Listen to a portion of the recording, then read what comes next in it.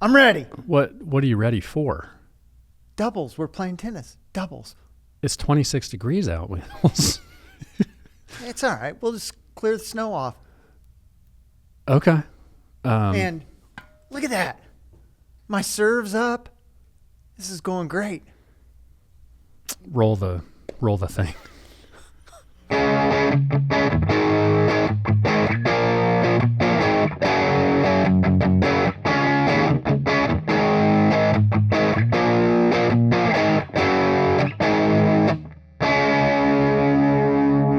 Vinyl peeps, I know you're really disappointed. I know you thought, hey, they're going to play tennis. This is going to be awesome. We're not. It's double trouble. So double albums, or as we learned this morning, maybe triples. But albums that are jam-packed, 4 sides or 6. When you go through and look at lists on the internet, they just keep coming. They keep popping up. They're endless. And I think what's really set, because, the first double albums didn't come out until the late 60s. Mm-hmm. And we didn't bring that one. Blonde on Blonde.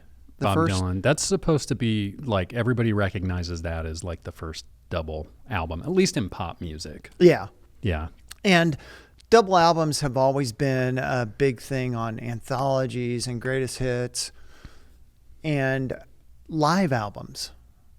Most live albums are doubles. Yeah. Yeah. And I have a bunch of live in here, but I didn't bring the one that supposedly, this is a joke from Wayne's World, supposedly everybody from the suburbs was given a copy of Frampton Live.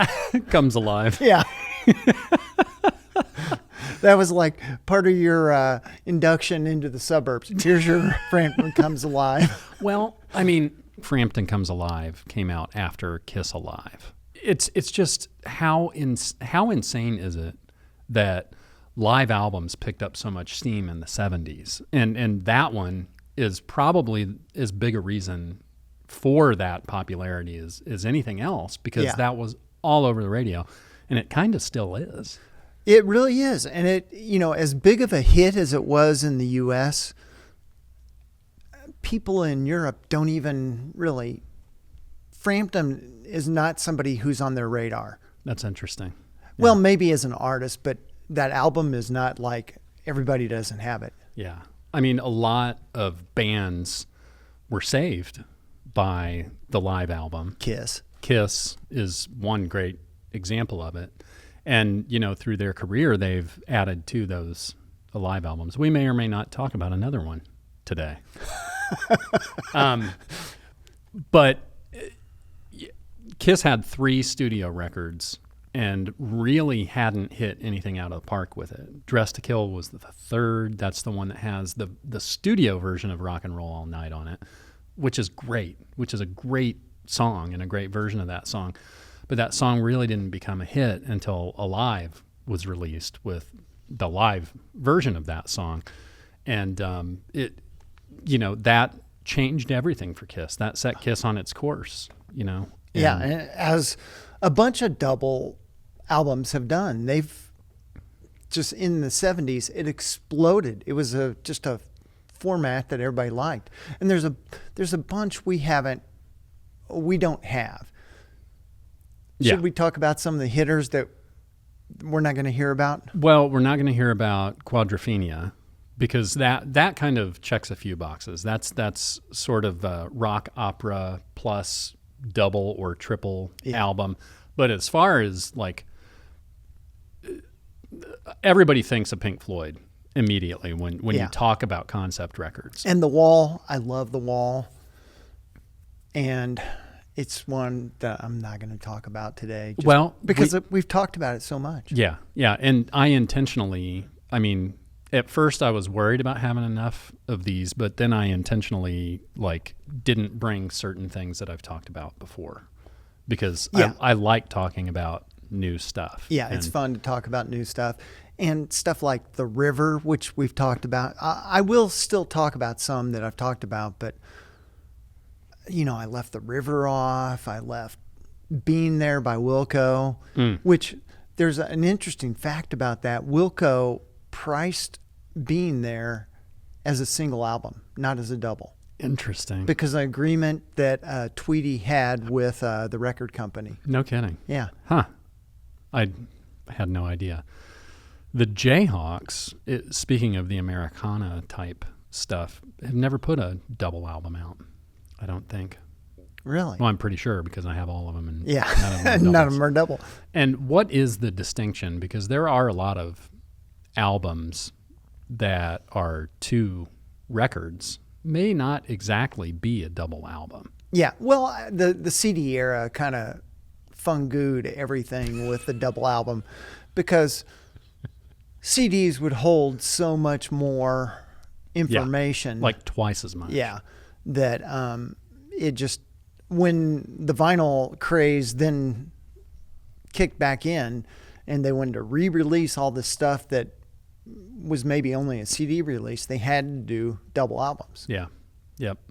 Well, what's your first example you want to talk about? We'll get rid of this is a single album, but it could be a double. Very true. We've done enough of these episodes. We could do some quadruple albums. Some quads. Quads. Have a quad album done in quad. What's your first? My first. Oh, yes. ELO, Out of the Blue. And this was the 7th album by ELO, and it came out in 1977. And Jeff Lynne, this is probably, well, it is their biggest commercial success. Yeah. It's just chock full of hits. Yeah, it's really, are they on the back? Yeah. Yes. It's really it's almost a greatest hits. I have a picture disc version of this that my mother got me for Christmas a few years ago. It's pretty cool. That would be a fun one to put on the wall. Yeah. I always love their artwork. Yeah. Every time I see this, I would think of the game Simon. Oh, remember? Yeah. we need to play that sometime. And Yeah, just set it here in the middle. that's how we'll figure out what we pick. Yeah, yeah. And of course, playing Simon is a way to communicate with aliens. Yes. Speaking of aliens, we're talking about ELO and Turned to Stone, It's Over, Sweet Talking Woman, Across the Board. I mean, we don't need to go through all 20 songs on this. Yeah, because there's some phenomenal songs on this. Yeah, it's a great record. It really is. It sold 10 million copies worldwide. Wow. That's a lot. Yeah. Jeff Lynne is just underappreciated. Yeah, and they're a band that I haven't seen that I regret. I think they did a tour. I think it was 19, and the closest it was Probably billed. Detroit. No, well, Columbus. Columbus. They're probably about Yeah. the same distance, but it was billed as Jeff Lynne's ELO Yeah. for that tour and that album. I know that there were some like key members that were on the first couple albums that ended up leaving the band. Yeah. I don't know if there was kind of I mean, as internal long as strife Jeff there. Lynne's there, it's ELO. Yeah, yeah. But just when you listen to these songs, the way they're recorded, there is so much Beatles influence in techniques and, what they did with vocals and stuff. He was obviously a student of all of that. And he made no secret about it. Right. And it's just so cool because, a lot of times when someone is, I would call it imitating their heroes, sometimes that falls flat. But Yeah. this music is timeless. And then you have like the Guardians of the Galaxy soundtrack that has just, brought ELO back with a vengeance. So that's a good one, man. This is going to drive Keith nuts. We won't do this with all these, but Oh, yeah. We got to see this one. Yeah, it's Because kind of that's the Beam Me Up. Yeah, this is kind of like the bridge of the spaceship, and it's just very cool. Yeah. Kind of reminds me. It's kind of in line with the Boston type. Yeah, artwork. it really is. Yeah, that's a great one. Yeah, I love ELO. I do too. I never get sick of hearing them. Yeah, and loving the Wilburys the way I do. Every time I listen to them, they feature different singers in each songs, and some of their songs have multiple lead singers. But man, when Jeff Lynne's voice, when Jeff Lynne's voice comes in, it's like it just clicks. Yeah. And I really love the guy as a musician, as a producer. You know, he produced the stuff with the Beatles back in the anthology era. So I think he produced albums for each Beatles member except for John. So he did one for Ringo, one for George, and one for Paul. Yeah. So to say he was a super fan is an understatement. Right. That's a good one, man. That kicks us off. It's gonna fly away. Spaceship's flying away. I'm going with. I was telling the dudes I bought this probably 6 or 7 years ago for like $17 at a record show. I don't know what it's worth now. I don't really care, but I never even had this on CD. Oh, really? Because I was not a fan. A fan. And this isn't to talk. I mean, I wanted to talk about Guns N' Roses because, you know, their second record that they put out was a double album, basically. And it's just strange the way that band always operated. So after all of that stuff, this is technically, I think their third studio LP. Yeah, but took forever to come out. Yeah, took many years, like 13 years. And this is post everybody except for Axl. You know, after all of the original members left, there was like a revolving door of musicians that came in and helped him write. Mike Klink didn't produce this. This is the first studio album of theirs that he didn't produce. There was just a lot of tumult and turmoil in the Guns N' Roses world for a long time. And this became a joke because, you know, he had announced what the title of the album was going to be. and then it didn't come out for almost 13 years. So, and I think I had heard at one point that Offspring, that their new album coming out, they were going to call Chinese Democracy. That's awesome. They made that announcement, and there must have been legal stuff between Axl and them. I've always loved this cover. The cover, it has a bicycle, of course. Right. With the giant basket. Yeah. Their art is always a big thing. Obviously, Appetite had an alternative cover originally that was not safe for work or retail. But I wanted to bring this because this was an example of, I had never seen it at a show. And as soon as I did, this is one of the times that I was like, yes, I'm buying that. Because it's funny you say that. I don't think I've ever seen this at a show either. Since then, like this, like I said, 6 years ago, I think is about when I bought it. But it was one of those that, you know, you're just flipping through, and we all have those lists of things that we want to get that sometimes we call back to, sometimes we ignore. And as soon as I saw it, I'm like, it's time. I gotta have this. Yeah, I'm not necessarily a completist with every artist, and honestly, Guns N' Roses would not be a difficult band to be a completist with. You know, they put some EPs out, and they put some cover albums out, but really they only have 3 studio albums. Yeah. Over almost 40 years. So, this is one of the most infamous albums probably in the last 25 years. Oh, without a doubt. And for that reason, I had to get it. It's good. It's a good catch. I like the back cover too. Ooh, that's good as well. Yeah. Bunch of babies on a big red Chinese star. Gotta have babies. I'm sure there's and then there's some Chinese writing, which my Chinese is real rough, so I'm not even going to attempt. All right. What's next? All right. Next on Hit Parade is, this album is probably, it's for sure one of my favorite albums of all time. And when I say one of, it falls in the 100, top 100. Yeah. But I love this album. Tusk. Yeah. I know, it's funny with Tusk. I know a lot of people are not big lovers of it, but I love everything about it. It's so funny to me that you would like a Fleetwood Mac album that much. And I I didn't like anything else by Fleetwood Mac for a long time, just because they were the enemy. But this album, I mean, that song Tusk with the band is just mesmerizing. The USC marching band, Yeah. right? Yeah. Yeah. This was the 12th studio album. Yep. 12th. Man, your first two are cutouts. Cutouts are big. Yeah. And with some of this older stuff, and this is one, I think I have a live version of this that's really, really good, because the live version of Tusk is just amazing. Yeah.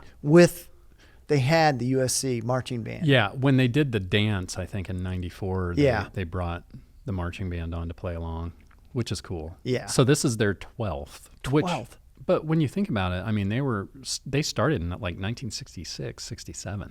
Yeah. This came out in 79. Yeah. So if it was 67, that'd be 13 years. Yeah. So they were putting out an album a year. Yeah. Yeah. I heard Fleetwood Mac on the radio yesterday. And most of the time, if it's Gold Dust Woman or something like that. I love that song. It's a great song, but I've just heard it so much. I've heard it so much, but the cover by Hole, Oh, I haven't heard that. it's hard to find. It was on a film in maybe one of the Crow films. Oh, okay. Huh. Not the original, but one of the Subsequent ones? Yeah. No kidding. But what I was going to say was one of the hallmarks, I think, of Fleetwood Mac, the Lindsey Buckingham, Stevie Nicks era. Oh yeah. Is just the quality of the recordings. They're sonically, they're unbeatable. Oh yeah. And I mean, I liken it sort of to Steely Dan, because it's like, just that good. You can hear, there's so much clarity. You can hear the intent of the producers. All the instruments are recorded well. And that's, they obviously, after Rumors, had the budget, Yeah. but it was obviously very important for the band and their whole circle for their stuff to sound that way. Yeah. Oh yeah. What else do you like on here? What else do I like on I that? wish this was a gatefold. It's more of like a little box. Yeah. Sarah was on this. Not That Funny, Think About Me, and Sisters of the Moon, and Angel was the 6th single. So there were A lot of singles. 6 on this one. singles. Huh. That's quite a few. Yeah. And some of them were released in 79 and others in 80. Huh. Okay. So that tells you how long this thing kind of occupied the charts. Yeah. I have a inherited copy of this, and I just haven't listened to it that often. Maybe I should give it a shot. What do you think? I think you do. I think you need to listen. Okay. And during the making of Tusk, they were in the studio for 10 months. It's nothing anymore. 10 months, and they Yeah. got like 20 songs. Huh. That 10 months doesn't seem like it would be that long for Fleetwood Mac. Huh. That's crazy.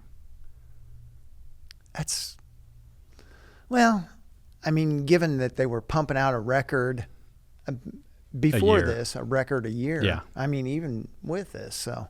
And that's an accomplishment, too, with all the interesting band dynamics. Yeah, there was a Going on. lot going on. Yeah. And they'd become like a big deal. Yeah. A soap opera within a Oh, yeah. rock band. Well, that's a good one, man. Cool. Tusk, Fleetwood Mac. Cue the band. We'll figure out the deal with the dog. So my next one is Jackson's Live. And this came out November 11th, 1981 on Epic Records. It was recorded during the band's North American concert tour in the fall of 81, known as the Triumph Tour. The live double album was culled from recordings made on the tour stops in Buffalo, Providence, Atlanta, New York City, and it would go on to sell over 2 million copies worldwide, which is kind of crazy because you don't hear about this live album very well. No. Or very often, but listen to the songs on here. You've got Can You Feel It, Things I Do For You, Off the Wall, Ben, Heartbreak Hotel, She's Out of My Life. I Want You Back, Never Can Say Goodbye, Got to Be There, I'll Be There, Rock With You, Lovely One, Working Day and Night, Don't Stop Till You Get Enough, and Shake Your Body Down to the Ground.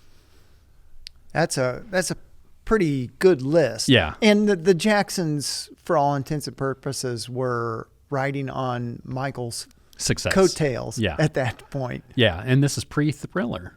Yeah. Too. So kind of crazy, but and on the back there you've got Michael standing on his tippy toes, and then the individual shots of the guys. But it's really great, these R&B live albums. Isaac Hayes has put a few out. Barry White, they're really, really great because there is an energy there that's a different kind of energy than you have like with a rock or a metal band. It's a dance energy. Yeah, absolutely. And I've always loved the Jacksons, and when I was a kid, I was always drawn to Off the Wall by Michael. So I love that there's a couple songs from that era. But it's just, this was a success for them before Mike. Did I just call him Mike? Mike. Hey, Mike. Let's go with Mike. Hey, Mike. I like that. Come on over, Mike. I got a new monkey you might want to meet. Well, Mike liked monkeys. He certainly did. I was going to say, I don't even know what the hell I was going to say. Should we do a talk about Mike and the monkeys? I did have a great idea yesterday. My buddy Steve and I go back and forth with new band names, and I thought that it would be cool to have a band called the Munchies that's like the Monkees, but they're always stoned. But then I thought, isn't that what the Monkees is in the first fucking place? You watch that TV show and it's like, do I need some acid?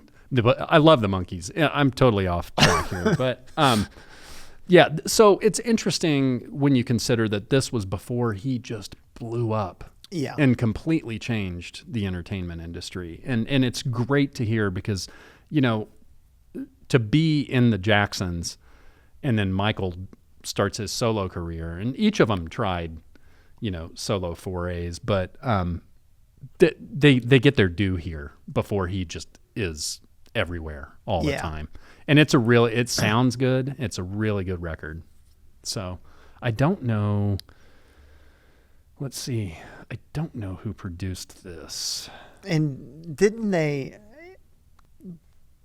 come out with another live album? I'm not sure if it's a double later on, like Victory. 80, Victory. I think it was after the Victory album, which was after Thriller. Yeah, and they pushed that in record because I was in a record store working. Yeah, we had hundreds of copies. Yeah. That didn't sell. Produced by the Jacksons, recorded and mixed by Bill Schnee. Like I said, I intentionally grabbed stuff that I haven't talked about before. That's a good one to talk about. And when I was looking stuff up, this would pop up on the double live albums. I'm like, well, shit, I have that one.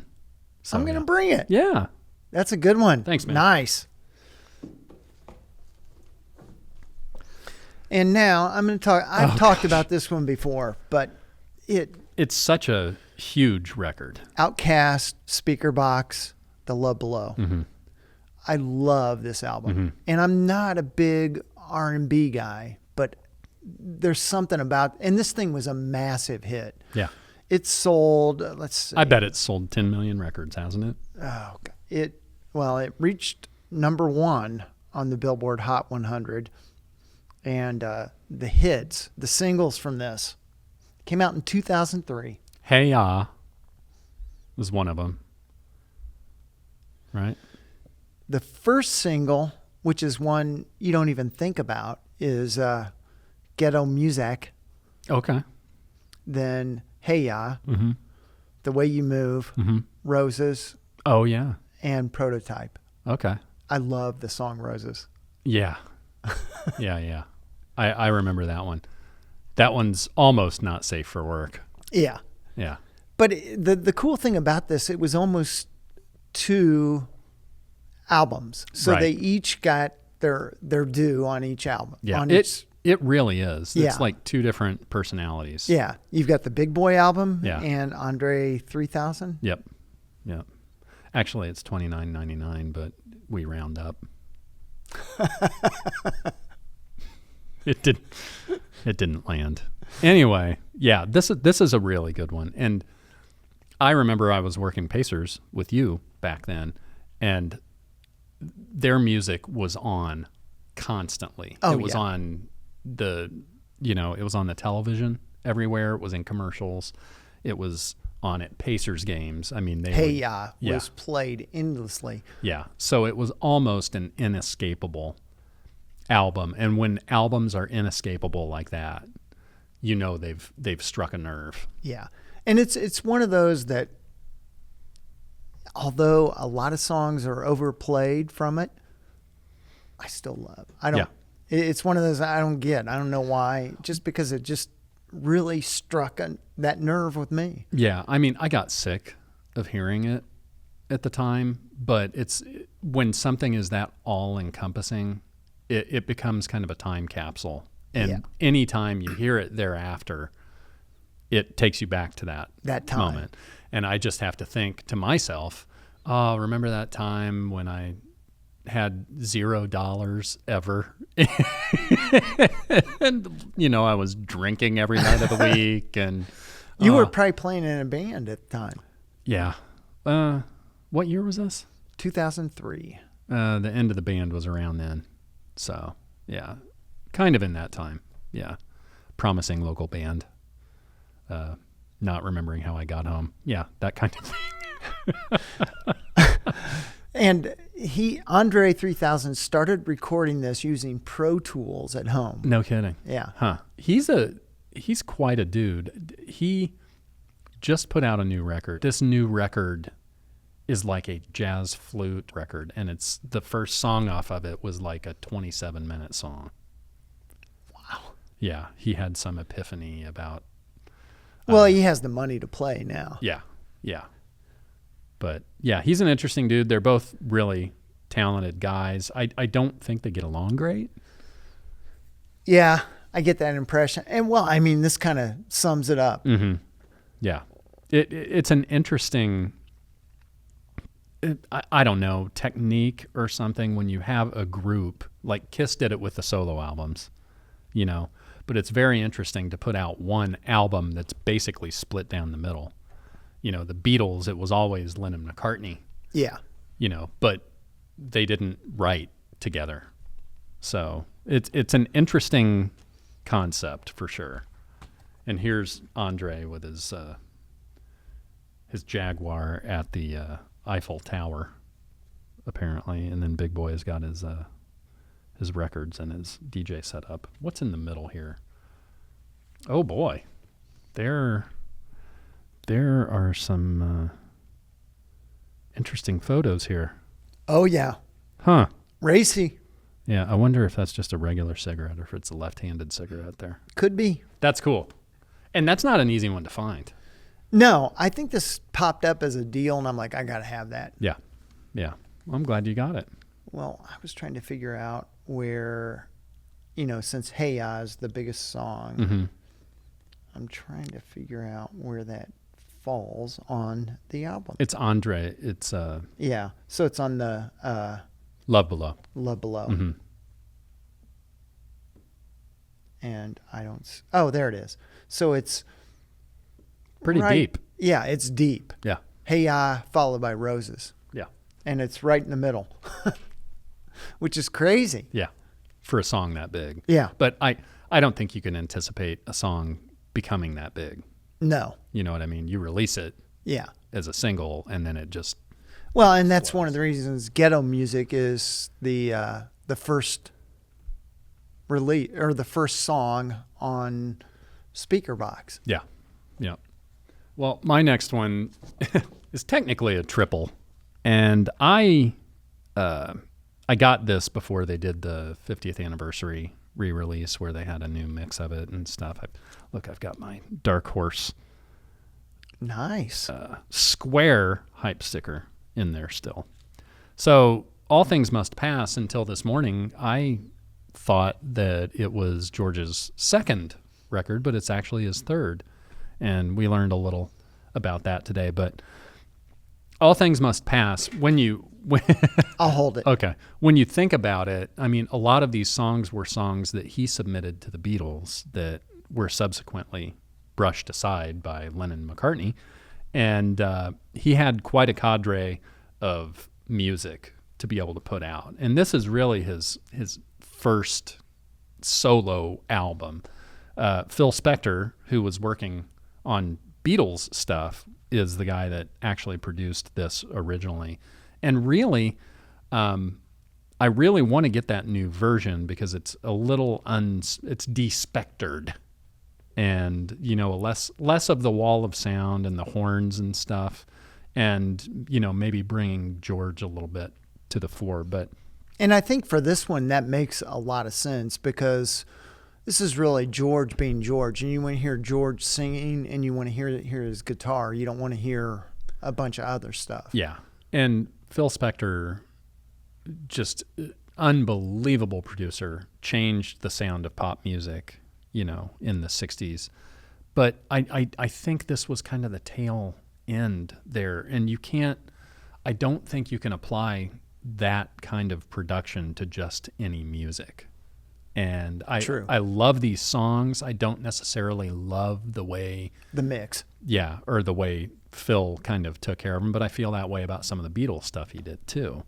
But this was released in November of 1970, and his first solo work after the breakup of the Beatles. It includes My Sweet Lord, What Is Life, Isn't It a Pity, and All Things Must Pass. My Sweet Lord, there was a controversy with that too, that I think he ended up having to pay for plagiarism. But like Keith said before we started, I mean, there's a lot of that throughout the Beatles catalog as well. And when you're talking about people who are as famous as they are, making as much music as they are, listening to as much music as they are, I think there's going to be a little, crossover. Yeah, and their attitude was, we're the Beatles.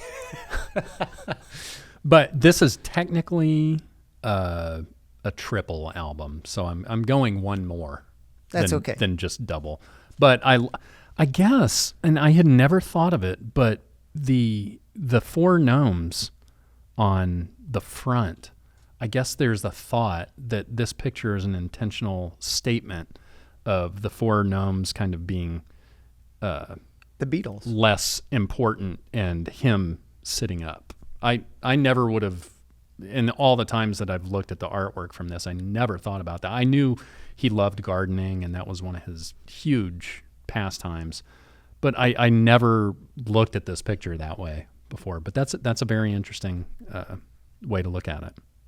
But yeah, it's a great album and a great statement, and it I think what it says more than anything is this guy was held back a little bit. Oh yeah, without a doubt. And if your first album, really your first pop album, is released and it's a triple, that's there's a lot of music in the suitcase that you want to put out. Yeah, for sure. What's next? Next up on my list. Oh, sorry, I just dropped the. Edward Sharpe and the Magnetic Zeros. Nice. And this was their first release, and it was Up From Below. Mm-hmm. And the song that I think the masses will know is Home. Mm-hmm. And at the time, NPR was doing these first listens mm-hmm. on their website. And so they'd have an album out for about a week, and you could do a first listen of the whole thing. And I played that every day for doing the first listen for probably, the whole time it was out. Maybe even twice. That's a cool feature. But for sure. I fell in love with these guys. I just loved everything about them. And yeah, I don't know why when they re-released it, they decided to emboss remastered at the top. It's an interesting choice. Yeah, it seems so bizarre. And it's bizarre too because they put it on this photo on the back. Yeah, I don't know why they did that. Maybe so that if you bought it used, you would know that it's not the original. Maybe Could be, or maybe it's a record company deal. it could be. Who knows? It's an odd choice. Yeah, and this thing came out on July 4th, 2013. Has it been that long? Yeah, Wow. and it wasn't a massive seller. It sold like 360,000 copies in the U.S. It may be more now. I doubt it. It's not like one of those things people immediately seek out. Yeah. But they're kind of on this tour, I saw them at the Vogue, which on the back, you see how many people are in the band. Right. I don't know, 15. But to see all those people on a small stage, Yeah. I mean, it was packed. Yeah. Yeah, that's awesome. And it's great to catch a band like that Yeah. is kind of on the upswing Yeah, at a And to- smaller club. at a smaller club. I mean, the Vogue is a pretty decent sized place, but it's definitely different seeing them there than it is at a shed at, Yeah. at one of the amphitheaters outdoor. And they're kind of I don't know, how would I describe? They're like a hippie stoner band. Yeah. Alex Ebert is the lead singer, and they would wear. I mean, they traveled in a bus. They were very hippie like. Yeah. And Definitely the feel you get. yeah, you get the feel. And he'd been through like some rehab, and he started writing the record in rehab. Huh. No kidding. Okay. Well, I mean, why not? Yeah, Right? They just had this.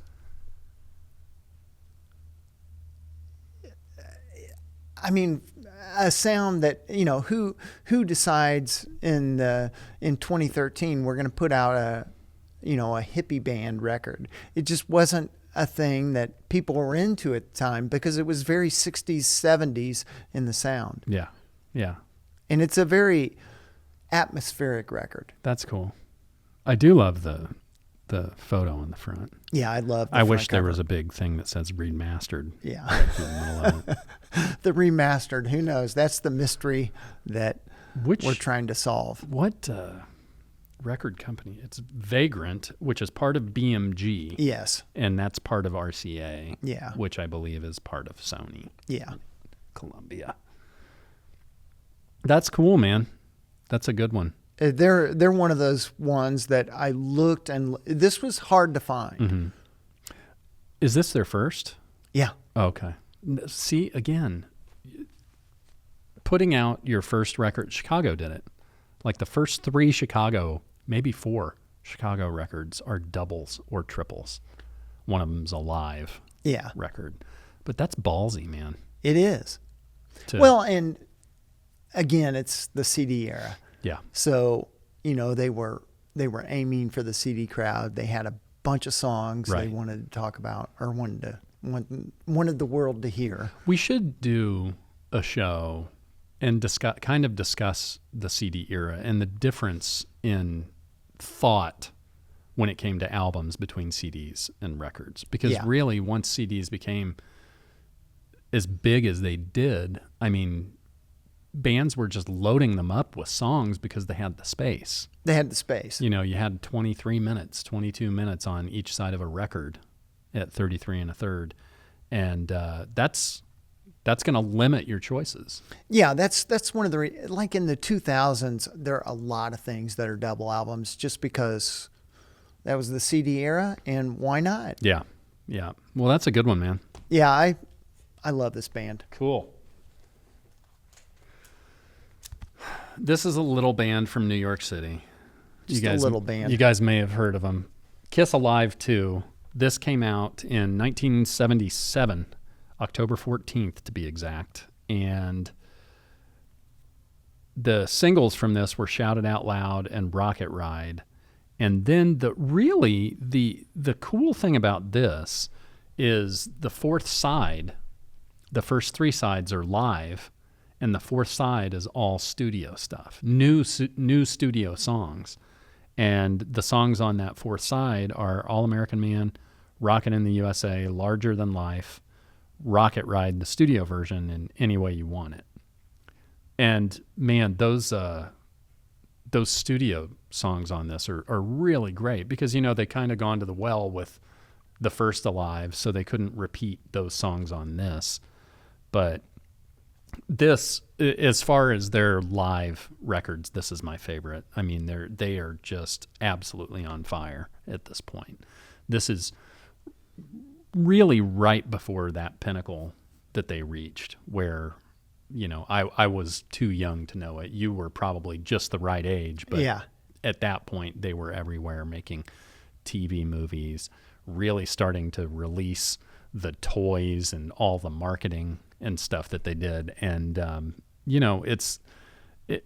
it's catching a band at its highest point. And I've always loved the art on here, the colors and then the individual pictures. It's very cool. And then the pics on the back. If you really start digging into it, live records Are not always live.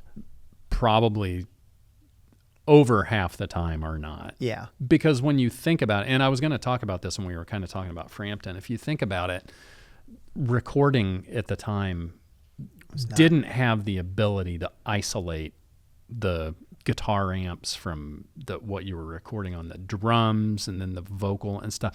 So everything kind of bleeds together. Now you do have the ability to separate that stuff as you record it. So it's a totally different thing.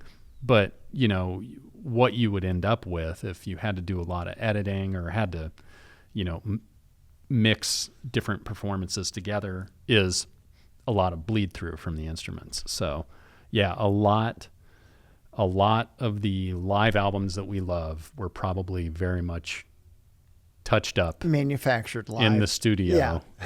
To sound live. After the fact. And this is still when they were with Casablanca and Rocksteady.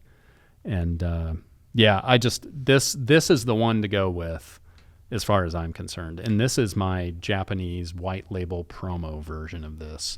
It doesn't have the OBI strip, and it doesn't have all the goodies inside. It came with tattoos. And this is not an easy one to find either. Not new. I mean, Even a repress of Yeah. it is even used. You don't see it a lot. No, I think when people get Alive 2, they keep it. Yeah. So it shows. I mean, I got this from Crossroads probably 8 years ago, and our friend with all the Japanese. No, actually, was it him? I can't remember who I got it from, but he was selling it because it didn't have the goodies inside and the OBI on it. But yeah, I love it.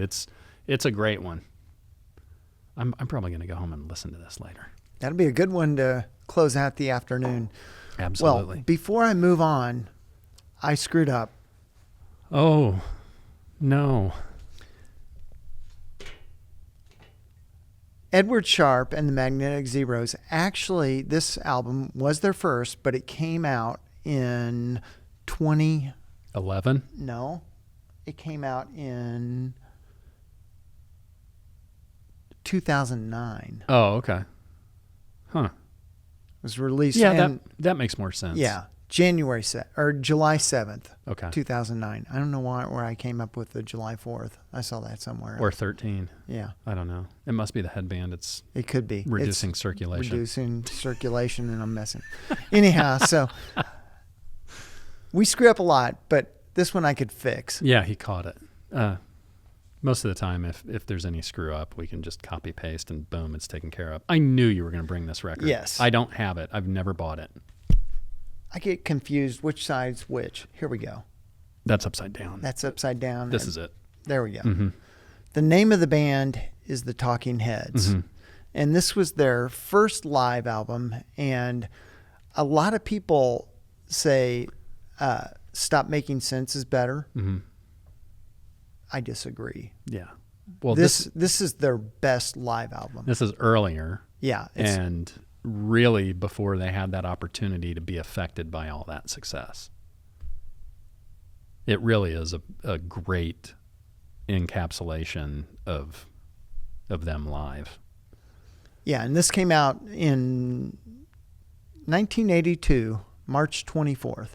So the beginning of in the spring of that year. Yeah. So 5 years after they really kind of took the music industry by storm. They are such a strange band. They really are. So off the beaten path. Such an interesting collection of people. They were all RISD students, Rhode Island School of Design and Engineering, I think is. Yeah. And they just got together and started playing. And this is live stuff from 77 to 79. Yeah. So even though it came out in 82, it's older live stuff. Right. I love these guys. I know that they're kind of a one of those bands that people are either love or hate. There's not a lot. Oh, really? They're haters? Well, oh yeah, I've heard a lot of people, because I think it is a foray into the art rock world, right? Okay.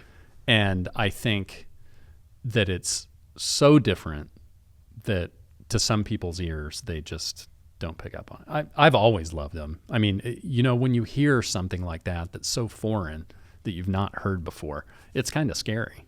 Like I remember seeing Gary Newman on Saturday Night Live when I was very young. It's frightening. And he scared the hell out of me because that's not pop music like you've heard before. And these guys, I think, fall into that same category. Oh, without a doubt.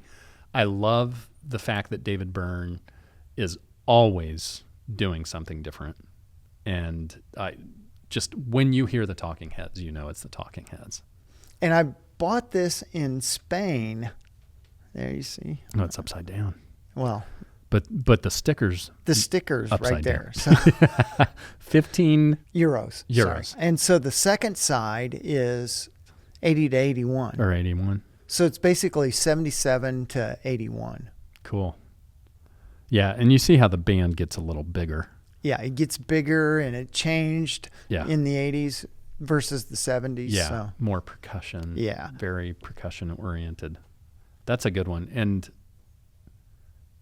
this is one that has popped up a lot. I like this.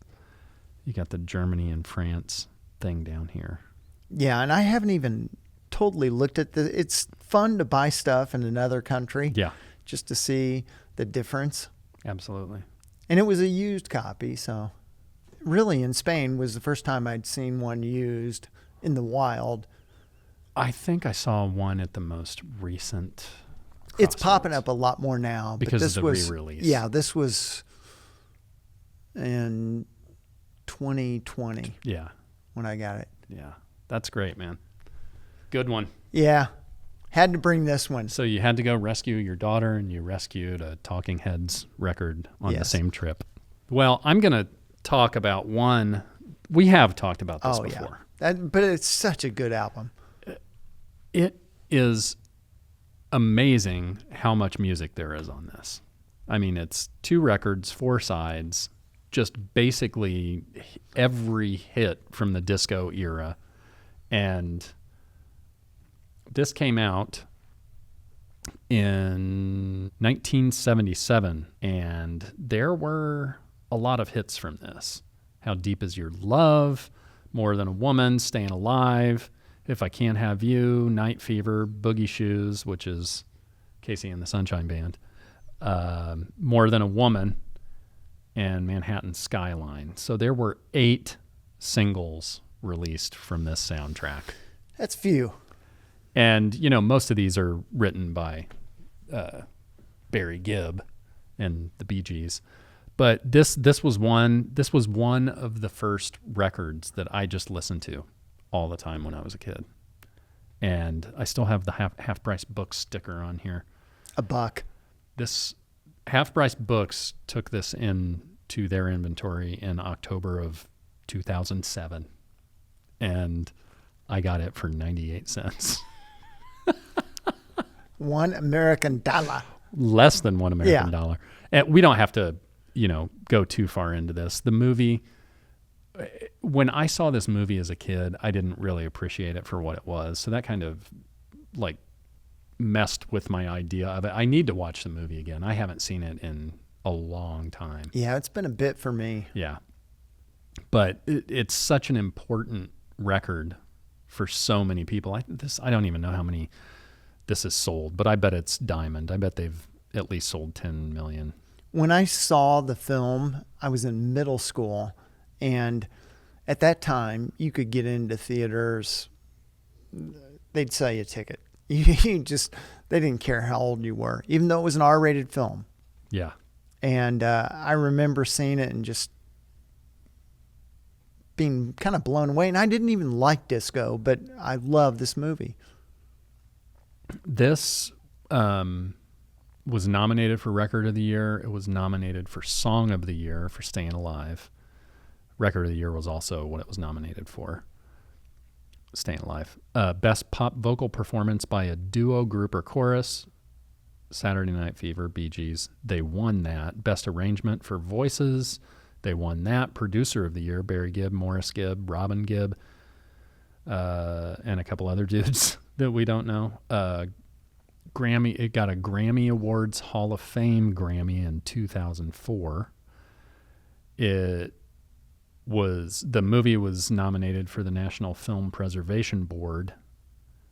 This is just a huge. Yeah, the list of accolades goes on and on. It's a huge slice of like pop culture, a huge slice of life from the 70s. And the good thing with vinyl, there are a metric shit ton of these in the wild. Yeah, there are. And the best thing is most of them are not well used. Mm-mm.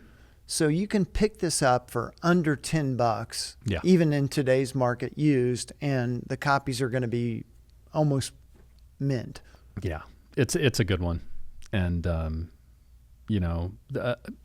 another one from the same era, Grease, is the same way. Oh, yeah. Just everywhere, all the time, all-encompassing, just became such a huge thing. And like we've talked about the John Travolta 3B. You had Grease, you had Saturday Night Fever, and then Urban Cowboy ushers in like the outlaw country movement from the early 80s. And one thing we haven't even talked about is in films how, and the soundtrack has a lot to do with it, but in films how this spawned a whole changing of the guard in the U.S. of the way, I mean, people were all in on disco when this came out. Yeah, yeah. And I mean, this look became part of American culture. Absolutely. I mean, huge part of the pop culture. But the other thing this was really the first time a film like this integrated the music the way that it did.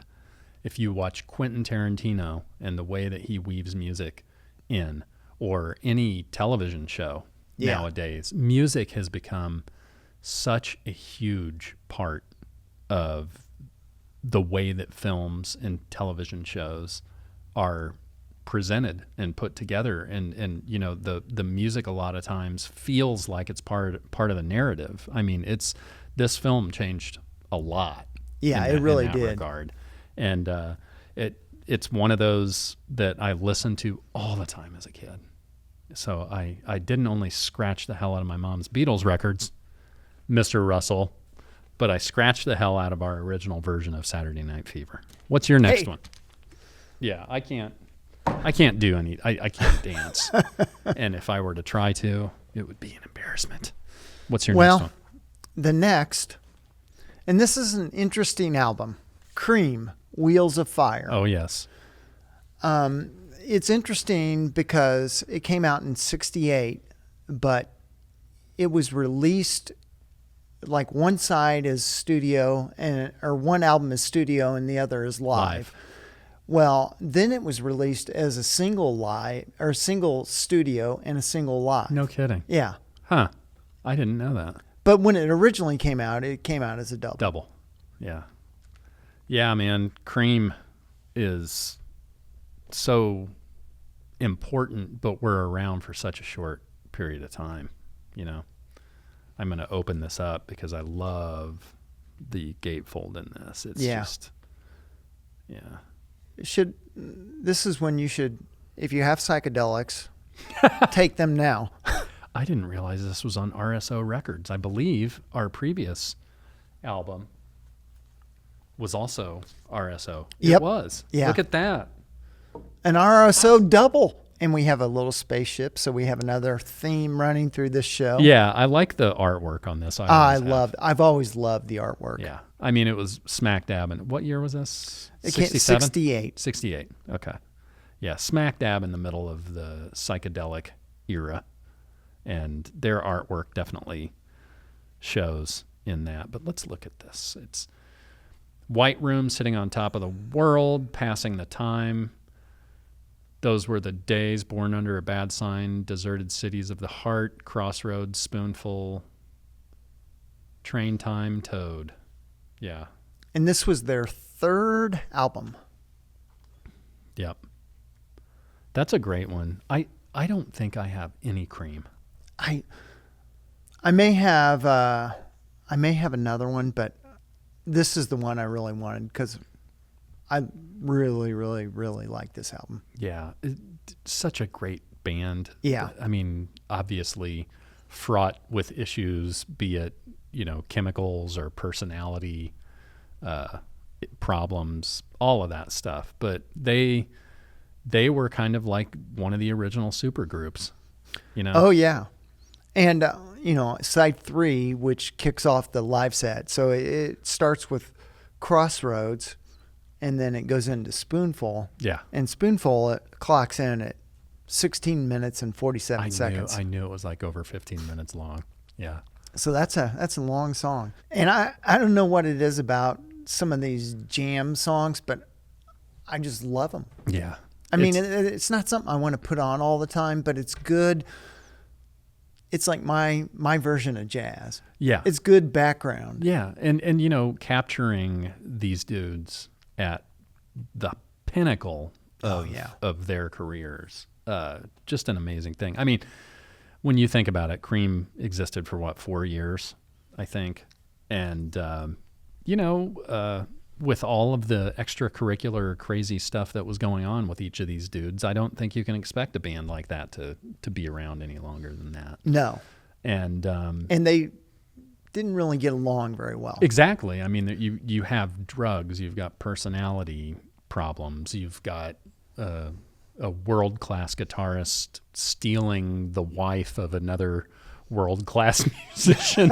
I mean, there's a lot going on there. But Cream is definitely uncharted territory for me in the vinyl world. I don't even think I have anything of theirs on CD. I don't even have Layla and other assorted love songs on vinyl. That's a good one, man. First time we've mentioned Cream. Wheels of Fire. We are talking about new stuff. Songs in the key of life. And this is obviously Stevie. We've talked about Stevie a few times. And this came out on September 28, 1976 on Tamla, which is of course Motown label. And by 1974, Stevie was one of the most successful figures in pop music. His previous albums, Music of My Mind, Talking Book, Intervisions, and Fulfilling This' First Finale, which you talked about recently, were back-to-back critical successes. Wonder seriously considered quitting the music industry after that little run and immigrating to Ghana to aid children with disabilities. When his plans for a farewell tour had already begun, Wonder changed his mind and signed a new contract with Motown on August 5th, 1975. This outlined a 7-year, 7-album deal with full artistic control. That was probably the big thing why he was ready to quit the music industry. Yeah, but for a blind black guy that plays all the music, to have the power to be able to say, I'm going to do what I want to do, and y'all aren't going to tell me what I can and can't do. That's huge. And he's getting all these weird faces that he can't see. You can think of the record executives. No. This was released as a double LP with a 4-song bonus EP. It debuted at number 1 on the Billboard Pop Albums chart and became only the 3rd album to achieve that feat, and the first by an American artist. Both the lead single I Wish and follow-up single Sir Duke, great song, reached number 1 on the Billboard Top 100. So we have I Wish, Isn't She Lovely, Sir Duke, Another Star, and As the singles. Maybe not everybody is like a Stevie person, but these albums are so energetic and so packed with really great music. And he's playing all the damn instruments on them too. It's just, he's an amazing artist. He's completely underrated, a living legend, and he's still around and still touring. I know he did a tour like maybe 3 years ago, and I didn't go see it. He played at the Field House. And I didn't go see it. So the next time I get an opportunity, I'm going to go see him. But just one of those dudes that was so before Michael became the pop like power juggernaut. Yeah, powerful person that he was. You had Stevie, and I just anytime I see something of his that I don't have at a show, I snap it up. Yeah, and that's another. I hate to keep talking about price, but it's important with vinyl. Yeah. And you can pick any of his stuff up for a reasonable price. Yeah. I mean, it's not something they're going to... It's not jack through the roof. No. Stevie, he's a wonder. He is a wonder. What's your next one? The Allman Brothers, live at the Fillmore. Or Allman Brothers at the Fillmore East. Oh, yeah, yeah. And I just picked this up on the, We Are Vinyl. They have these big sales around Christmas. Yeah. Once again, here I go on price. Oh, yeah, because you never had this, because I've No. talked about this before. This is such a good record.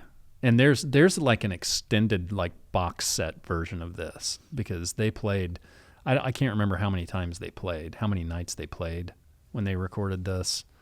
But I'll see if I can find it. when did it come out? 71.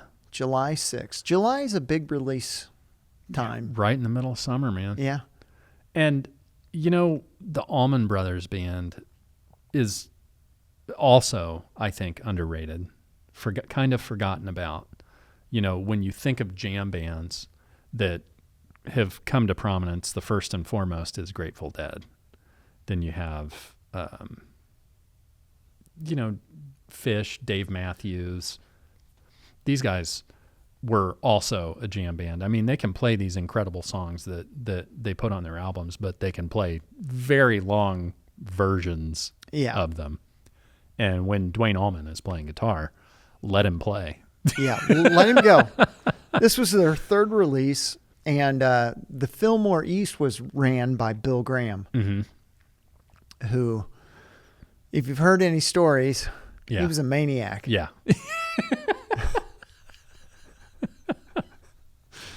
I have always loved the cover and the way that this album looks. I mean, the road cases. The road cases, and obviously they're there posing, and the one that they chose to put on the cover is the one where they're all just cracking up about something. Yeah, they're having fun. That has always been an endearing part of this record, as far as I'm concerned.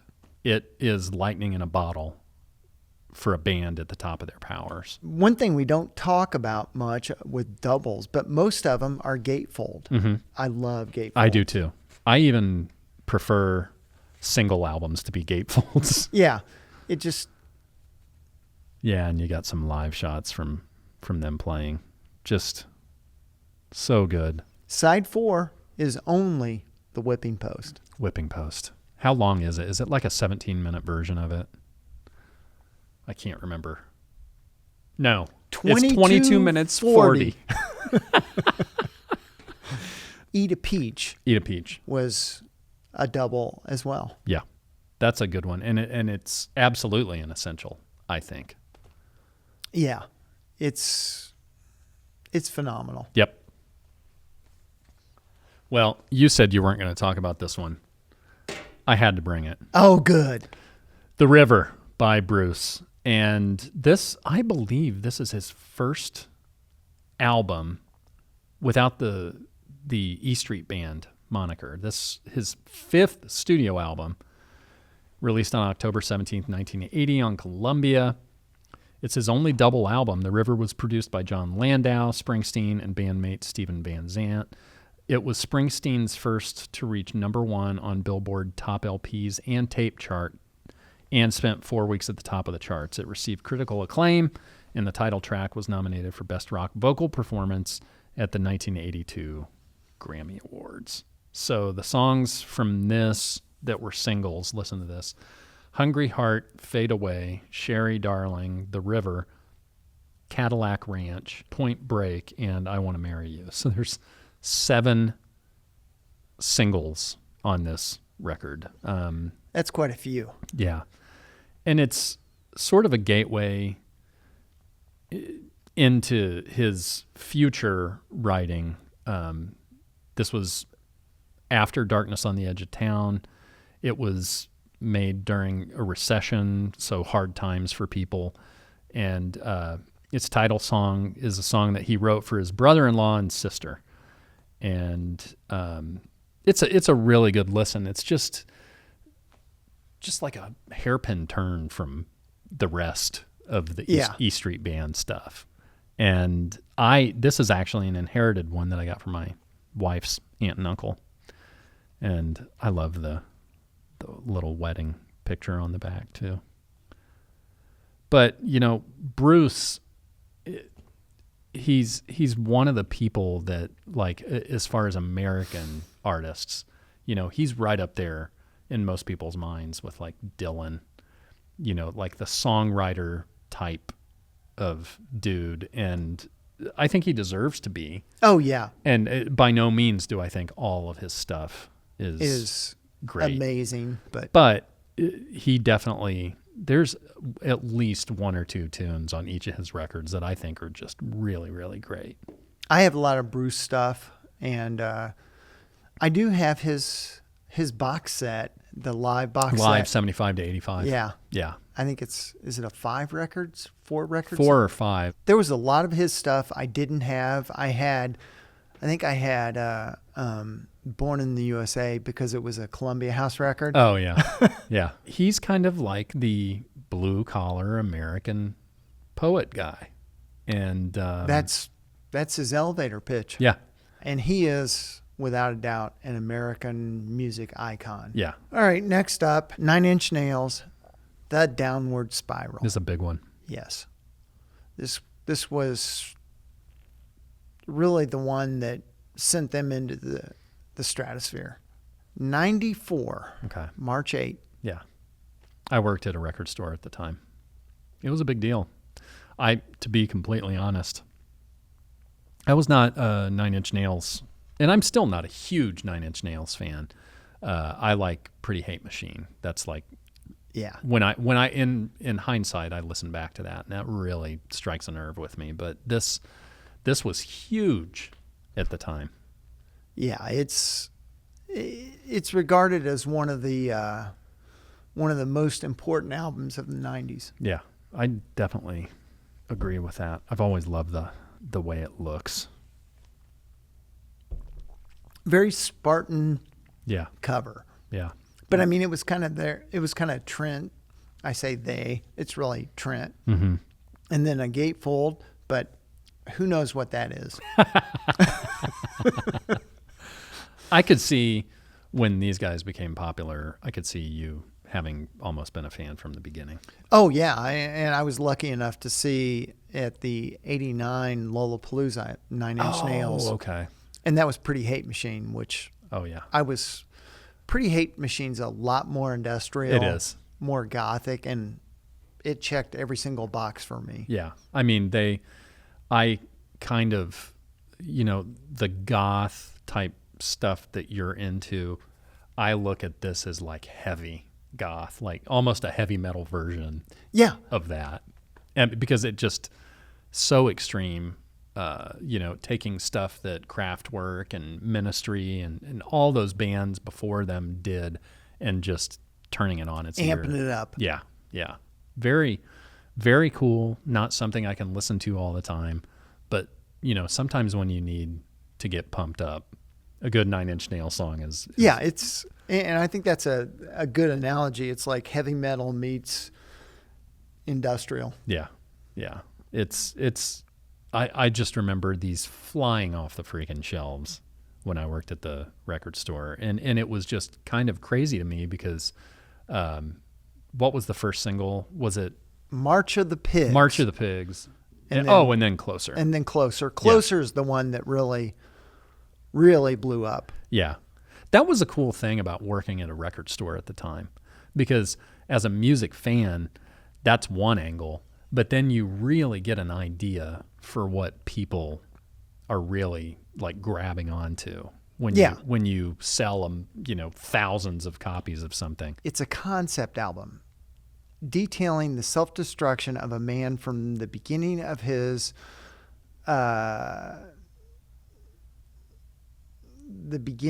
downward spiral to his suicidal breaking point. So it's heavy and deep. Yeah. To think about that, and that this album was a commercial success, you're kidding me. Yeah. It reached number 2 on the U.S. album charts. That's crazy to me. I mean, it is. It kind of blows me away. I think it's a diamond. I think it's sold 10 million copies. Well, when you reach number 2, you got to be up there. Yeah. Well, here's let me get to my certifications page. Yes. We don't want to leave any stone unturned.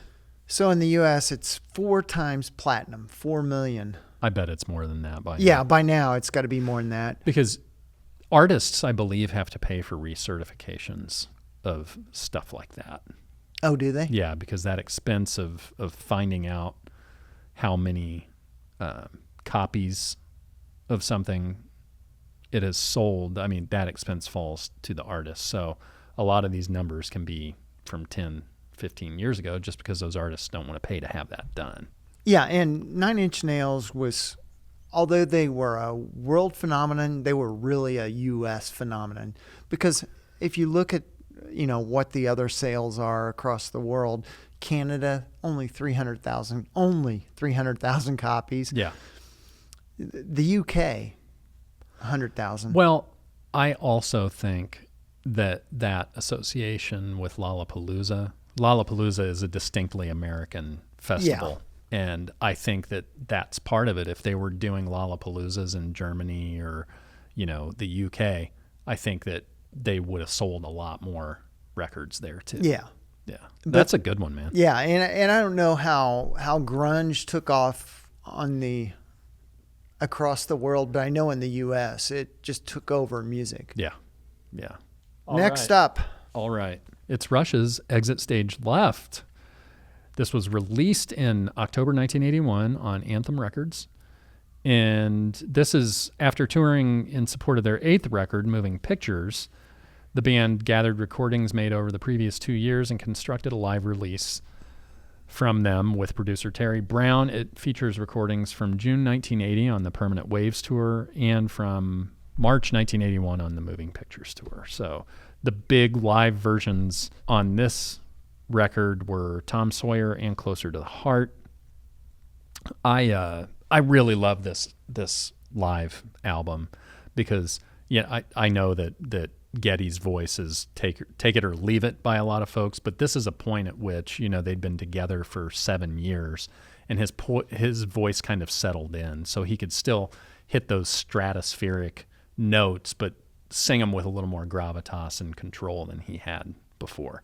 And when it comes to live bands, I mean, if you never got a chance to see Rush, you missed out. I mean, there's one of the great things that they did was every couple of years they recorded a live record and usually did a video release of it. And this is a great one. I mean, when I was young and in marching band and playing drums and stuff, you had to be a Rush fan because Neil Peart was the guy that played the drums. And I love the back here because they kind of implement little pieces of each album art into the artwork on this. So they're a legendary live band. And so what's the longest song on this? Oh boy, you would ask. Yeah, I would ask. I'll give you time to find the longest song on here is Xanadu, and that's 12:09. Xanadu is from 2112. Spirit of Radio, 5 minutes. Red Barchetta, 7 minutes. YYZ, almost 8 minutes. I guess Passage to Bangkok is 3:45. But you expect that with a band like Rush, that Yeah. even on their studio releases, they had some really, really long songs. Yeah, Closer to the Heart is a little over 3 minutes. Beneath, Between, and Beyond, 2.5 minutes. So I guess you have a little mixture of each. And this, the fourth side of this ends with La Villa Strangiato, which is a great instrumental. That's another thing that on almost every album, studio album, they would do an instrumental, which you don't get that very often anymore. No. I love the owl. Yeah. The owl's my favorite part. Yeah, that's pretty awesome. And Rush's Neil, I think, has been gone for 3 years now, 3 or 4 years. Rush is one of those bands that there are so many different points in their career, and they put so much out that, you can almost dive in anywhere and it would be a good place to take off. Yeah. And didn't they tour with Kiss? Yeah, they opened. They opened for Kiss? I think that they played 70 or 80 shows with Kiss over the years. So yeah, they were buddies with Kiss. Yeah. And that's a strange pairing. Yeah, it is a strange pairing. But I was lucky that when I was a teenager, my parents were cool with me going to any show I could go to. And I got to see Rush probably 8 or 10 times. That's pretty awesome. And though I have those memories are huge for me, especially now that, they're no longer a band. But yeah, any of their live albums are pretty great. But this is a really good one, and you should give it a listen. What's That's next? Nice. All right, my next one. We're going to keep it alternative. Sonic Youth, Daydream Nation. Nice. And my true confession on this is I've got some Sonic Youth early albums that I just didn't really love them. Mm-hmm. It just, for whatever reason, it was one of those bands I thought I should love. They are still a band that people almost come at you with, well, you don't like Sonic Youth? It's almost something that you're supposed to like. Yeah. And a lot of people in alternative music are like, you don't like Sonic Youth? Yeah. So for whatever reason, a song kept popping up on my playlist, a digital playlist, and I'm like, I really like that song. Mm-hmm. Did you know it was them? I knew it was them. Yeah. I just didn't have it, and I'm like, I got to get Daydream Nation. Yeah. When did this come out? Is that what you're looking at?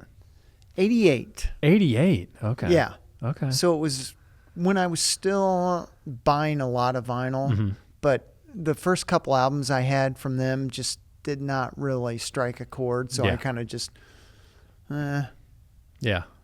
That surprises me yeah. because they are one of the bands that I would have expected you to just be all in on. This was their 5th studio album. Okay.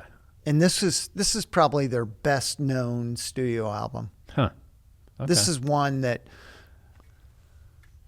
falls in a bunch of best record lists. Yeah. I love this picture on the gatefold. That's great. And the song I was thinking of is the second single, Mm-hmm. Teenage Riot. Oh, okay. And I don't even know how to describe it. It has a definite alternative feel, but just the way it starts Mm-hmm. is just so kind of atmospheric. Yeah. I'll have to check it out. Yeah. It was ahead of my time, kind of ahead of my generation. And it's one of those bands, like I said, everybody kind of has ordained that everybody should like. Yeah, and maybe that was it. I was just resistant. Yeah, I can see that. Yeah, Yeah. Maybe you were wearing a headband at the time. I could. I love how it's generally considered avant rock, Mm-hmm. alternative rock, indie rock, art punk, Yeah. and post punk. Yeah. It's a Pick lot. one. It's a lot. Yeah. Pick a couple. Yeah, pick a couple and you got it. But they have a real unorthodox guitar tuning sound, which is kind of throws you for a loop because it's like, wow, that doesn't quite sound right. Yeah. And they've got a woman in the band, which is great. You know. Yeah. Kim. Yeah. I got to see her play with Nirvana at Oh, the really? Rock and Roll Hall of Fame Oh, that is cool. induction. Oh, yeah. Yeah, it was cool. It's like I said, it there is so much stuff out there, so much music, and we try to present parts of our collection and try not to tread ground that we've gone over. I mean, the whole reason we did the deep disc dive on Dark Side of the Moon is because it just gets mentioned sometimes, and this is one more episode when it's going to get mentioned. We mentioned it. But there is so much out there, and the great thing now is that if it's a band that you aren't sure about, you can go test it out before you have to plunk down the $30 or $40 that this thing probably costs. Yeah. So that's a good thing. You know, I feel like I'm glad that we grew up without the internet and without social media and all of that stuff. But as a music lover in those days, man, wouldn't it have been cool to be able to sample anything from any band around the world before you actually had to commit to buying it? Oh, yeah. But, you know, and there are also things that come from the other side of that, and you spend the money on something and you're like, oh, I don't really like this, and you flip the record over, and then there's a song you really like on it. So yeah. And they're a band that I'm warming up to more. I'll probably dive into more of their catalog, but I mean, that Teenage Riot song is just, I love that song. Well, when we're done with the show today, we're going to listen to that. We're going to listen to Teenage Riot. Yeah. And have a riot. We might even invite some teenagers. Why don't we just call it Middle Age Riot? Or Old Guy Riot. Old Guy Riot. Well, I wanted to bring this one for good reason. This is Prince's Sign of the Times. Look at that fucking hype sticker. You may not love it, but I do. Yeah. Yeah. And I probably took 25 minutes to cut the hype sticker out of it. Look at this damn thing. It's a heart. Isn't that something? So this is Prince's, I'm going to put this up there just because I think it's interesting. Sign of the Times is Prince's 9th studio album, released on March 30, 1987 as a double album on Paisley Park Records, which was part of Warner. And it's the follow-up to Parade, and it's Prince's first solo album following his disbanding of the Revolution. The album's songs were largely recorded during 86 and 87 sessions for releases that Prince ultimately aborted. Dream Factory, the pseudonymous Camille, and finally the triple album Crystal Ball. Prince eventually compromised with label executives and shortened the length of the release to a double album. So this is Prince in his high creative time. I mean, the guy recorded constantly, and he's sort of like Stevie Wonder in the sense that he wrote and produced and performed and did all of the stuff himself, you know, recorded everything himself. So this is one of those, like, Prince became so huge. He was kind of like in the shadow of Michael Jackson in the 80s, but became so huge that I think that he put stuff out at such a rate that it may have like pushed people away from him, right? But the singles on this were Sign of the Times, If I Was Your Girlfriend, You Got the Look, I Could Never Take the Place of Your Man. And gosh, I got this. I can't remember when I bought this.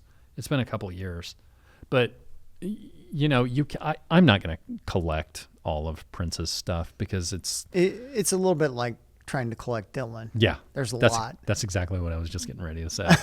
I've always loved the cover of this. Oh yeah.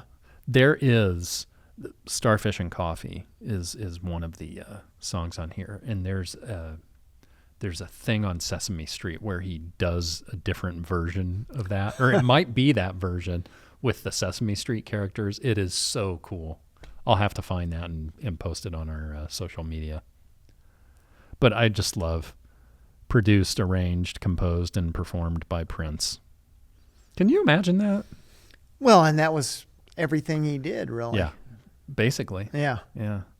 But he is one of those dudes that I think the recording industry really misses, you know?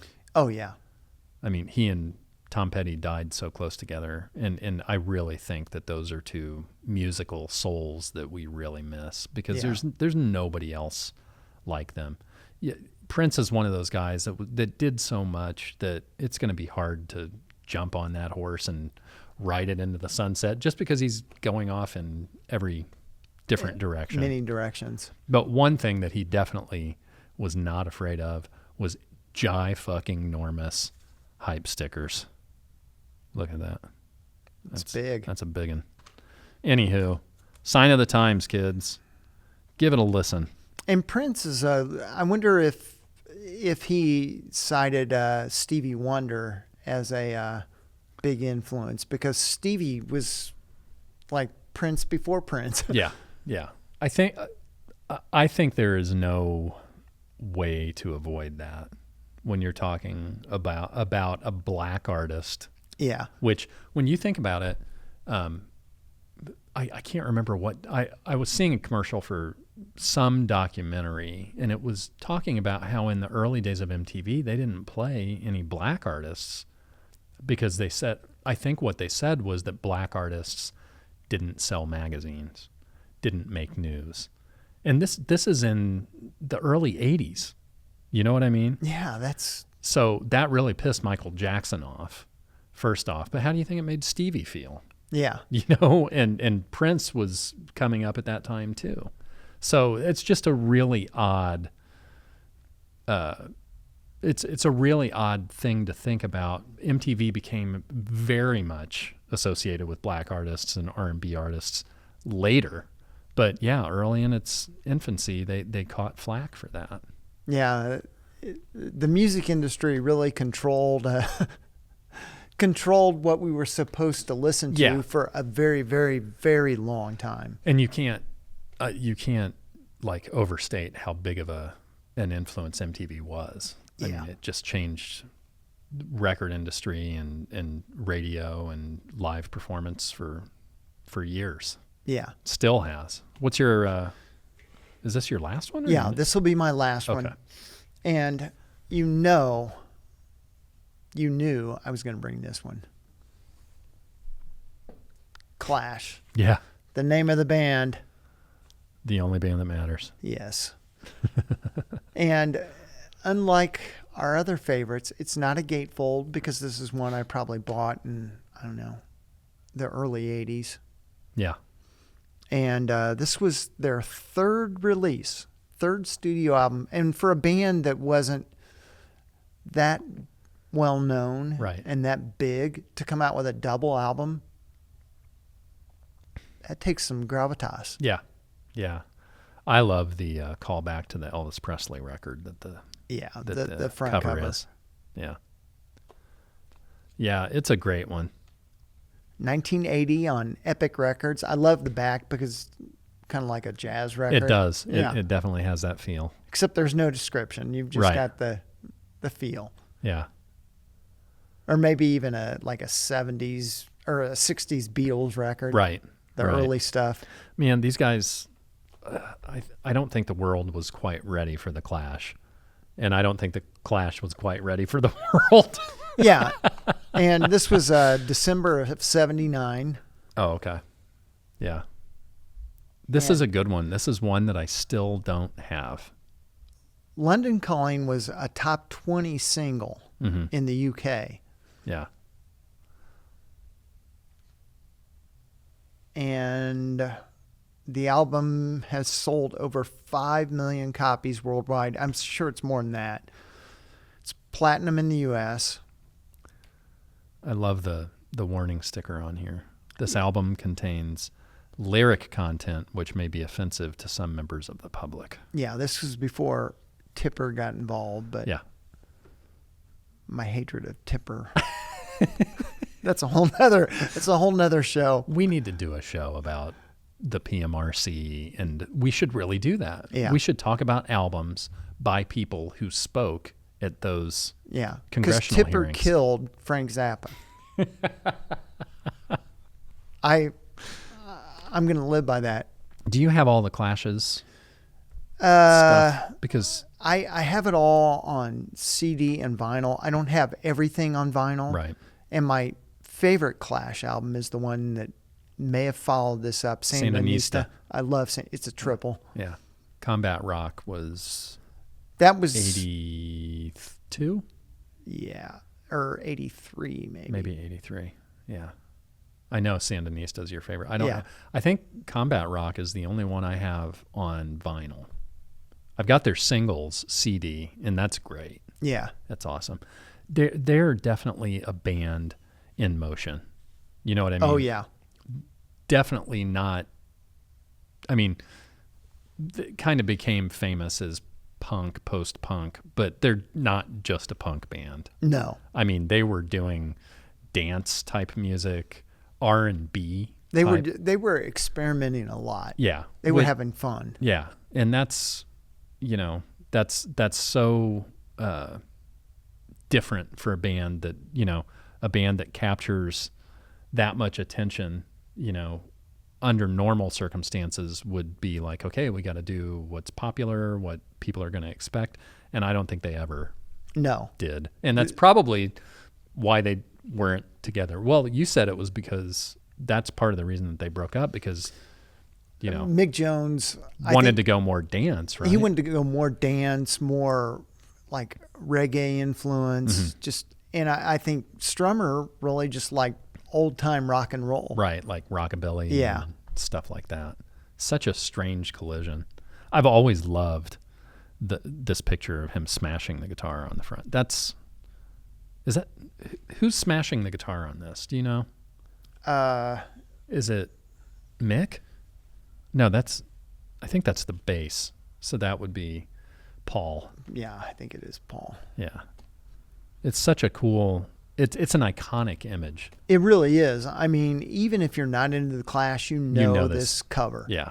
And this thing wound up on the first Rolling Stone 500 Greatest Albums as like number 8. Yeah. Yeah. I need to get it. That's a good one, man. And it was in 2010, it was one of the 10 classic album covers from a British artist. Yeah. Yeah, I totally agree. I mean, Yeah. you don't have to be a fan of the band to I would put it up even higher. Yeah. Yeah. That's Clash, London Calling. The only band that matters. My last one is this jazz guy named Miles Davis did an album called Bitches Brew that had like some of the biggest names in jazz playing on it. This is a statement by like a traditional like bop jazz guy that's going into this fusion area that's combining guitar and popular music and rock and stuff. This came out in it was recorded in 1969 and then was released March 30, 1970. His main band at that point consisted of Wayne Shorter on soprano sax, Dave Holland on bass, Chick Corea on piano, and Jack DeJohnette on drums. The group minus DeJohnette recorded In a Silent Way in 1969, which also featured some other dudes. But listen to you've got Miles, Wayne Shorter, Benny Maupin, Joe Zawinul, Chick Corea, John McLaughlin on electric guitar, Dave Holland, Harvey Brooks, Lenny White, DeJohnette, Don Alias, Huma Santos. I mean, these are all huge dudes in the jazz world, and I've always loved the artwork in this too. He was kind of obviously an amazing jazz dude, but just always kind of felt like he was always moving forward. and never really did the same thing twice. This is definitely a good listen, but it's pretty psychedelic sounding in some Where do you parts, too. rank this in Miles' releases? Oh, that's easily one of his top 5 records. Yeah. Because it's one of those that you hear people talk about a lot. So I was just curious if it's number 2, number 3. Yeah. No, I don't care what other people say. Well, no, like I said, I think it definitely top 5. Roundabout Midnight is probably number 1 for me. Kind of Blue would have to be number 2. In a Silent Way, which was right before this, probably in that top 5, and then this would be 5. I don't know what 4 would be, but jazz to me, it was introduced to me when I was like a 14-year-old kid playing in the jazz band at my high school, and it's interesting to have that introduced at the time. I mean, somebody wasn't just saying, "Hey, listen to this." We were playing it. A bunch of white kids in suburban Indianapolis playing jazz. And so I think the reason it stuck with me is because of that. Had someone just come up at the time and said, "Hey, here's a Miles Davis record," I would have thought they were probably an alien. You know what I mean? Yeah. So when you've got a dog in the fight and you're playing the music too, or at least trying to play it, I think that sticks a little bit more. Oh yeah. It's certainly not something that everybody can listen to or likes or even wants to spend money on, but I'm very grateful for those folks in my life who introduced me to this kind of thing, because it's a totally different headspace. It's modal, and it's not based on melody and stuff like pop music is, and it's just like flipping a switch in your brain and knowing that it's opening it up a little bit more, I think. And most high schools still have jazz bands, right? Yeah, I hope so. Yeah. Yeah. That's kind of cool. Yeah. Yeah. And I was lucky, man. I mean, I got to play with some of the best jazz folks in Indiana. I played in a couple all-star bands, and those are some of the best moments in my life in high school were spent with the jazz band or the pep band, playing 25 or 624 at the basketball game. Yeah. But yeah, as far as Miles concerned, this is definitely a top 5 record for me. And he's another one, man. I've got so much of his. I've got a lot of it on But you CD. don't have everything.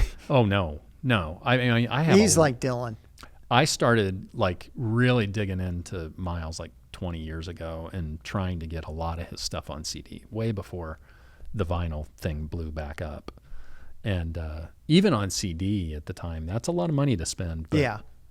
on vinyl, It's just amped up. yeah, Double. Yeah. So you have to be even.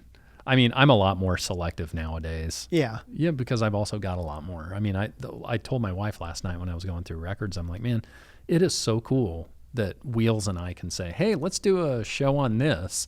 And I can literally walk out into my front room and find 10 albums That check that box. Isn't that amazing? It is. I mean, that's a lot of music. That is a lot of music. And we've done, over 60 episodes of this. And it's great. I mean, it's something. This has turned into something that I don't think either of us necessarily expected it to. No, but it's such a huge part of my life now, and I'm very grateful for it. I'm grateful for you. I'm grateful for Keith and Jacob and everybody that has come along on the ride, because it's just been it's been a very special part.